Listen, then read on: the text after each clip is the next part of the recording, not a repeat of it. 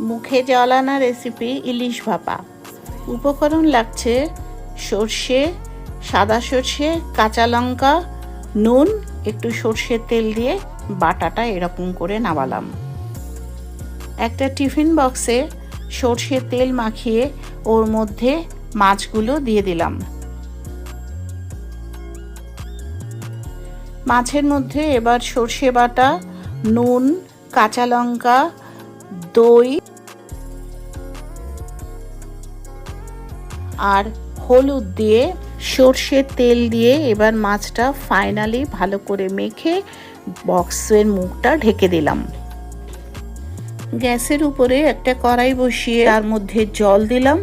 জলের ভিতরে একটা ডিশ হোল্ডার দিয়ে তার উপরে টিফিন বক্সটা দিয়ে দিলাম। দিয়ে একটা এমন ঢাকা দিতে হবে যেটা পুরো কড়াইটা ঢেকে যাবে। সোজা 10 মিনিট পর ঢাকনাটা খুললাম। খুলে মাছটা তখন দেখতে পাচ্ছেন কি সুন্দর হয়েছে। ইলিশ মাছ ভাপা একটা দারুণ রেসিপি, একবার ট্রাই করুন।